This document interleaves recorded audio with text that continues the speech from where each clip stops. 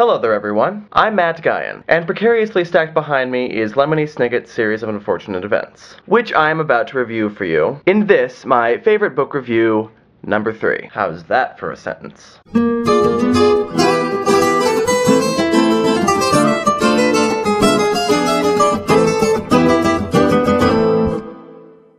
So it has been quite a while since I last did one of these reviews, and the reason, of course, for that is that Lemony Snicket's Series of Unfortunate Events contains 13 books. The series follows the plight of the 3 Baudelaire orphans, Violet, Claus, and Sunny. And as the title of the series will no doubt tell you, the events that follow in the 13 books are rather unfortunate. In fact, the author, Lemony Snicket, would prefer that you just not even read the stories at all. Now, there are several reasons why I really like this particular series of books. First of all, there's the style of writing. Despite the fact that the series tells a story of some very unfortunate and tragic events, the style of the series overall is very whimsical. Each of these books is written in such a way that it lampoons the typical patronizing children's story. If you ever watched the cartoon show Inspector Gadget, then you know that one of their things was at the end of every episode they would have a safety lesson that bore no relation to the previous story, and they would take this opportunity while doing this everyday task to break the fourth wall and shove the safety lesson down your throats. Every single one of the 170 chapters of this series is a lesson of some sort. In addition, Lemony Snicket will also throw in definitions of long words or obscure phrases,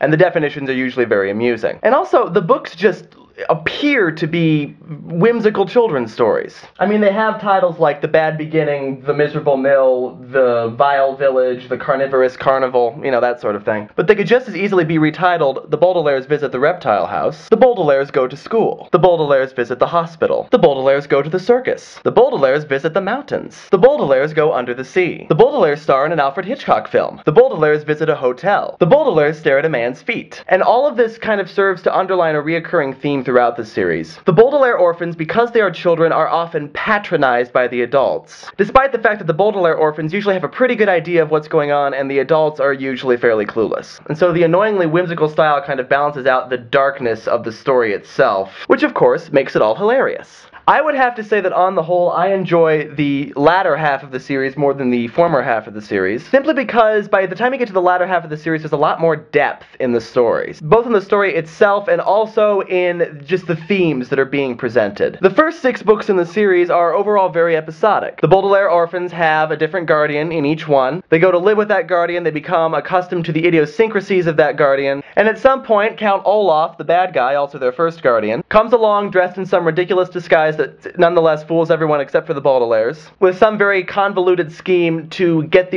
Baudelaires back into his possession so that he can take their fortune. By the end of the book, his scheme is revealed, but Count Olaf escapes every time, and the Baudelaires have to go off to some new guardian for some reason. Additionally, each book ends with a letter to the editor by Lemony Snicket, which gives the title of the next book, and offers hints to a few things that are going to happen in it. So, kind of a predictable pattern in these first 6 books. The 7th book, the pivot book, breaks that pattern. In the first 6 books of the series, we see very little of the world outside of the Baudelaire's plight. Whereas in the last half of the series, we begin to discover that the Baudelaire story is a part of a much, much bigger story with more mysteries and more questions. Also, just like in Book Thief, Lemony Snicket, the narrator of the stories, is a character in the stories, but is not a direct participant of the story. And so he will, on occasion, give us glimpses of what's going on in his own life, telling his own story, which in many ways factors into the story of the Baudelaires. As we get farther into the series, stuff like this tends to happen to those notes. Plus, in the last half of the series, they play around with the same idea that they played around with in the 3rd season of Heroes, which is the idea of what makes somebody a good guy, what makes somebody a bad guy. Those roles kind of become muddled and confused in the last half of the series, to the point where we're really not sure who's a good guy and who's a bad guy anymore. But probably the thing that I like most about the series of Unfortunate Events is the same thing that I like about most of my favorite stories. Throughout the series, we see the growth of Violet, Claus, and Sunny Baudelaire, through all of the miserable experiences and through the way that they overcome those experiences. We see how they grow, and we also see their relationship as siblings grow. And so I would highly recommend, if you have not read it, to read A Series of Unfortunate Events. It doesn't quite end the way you expect it to, and you will want to take a moment to kind of sit and think about what you really think about this series. But I enjoy it. It is still on my list of favorites, naturally. And if you have read it once already, go back and read it again, because you'll get to pick up on some things that you missed. Next on my favorites list is Bruce Coville's The AI Gang Trilogy. And so I will see you all next time. Happy reading.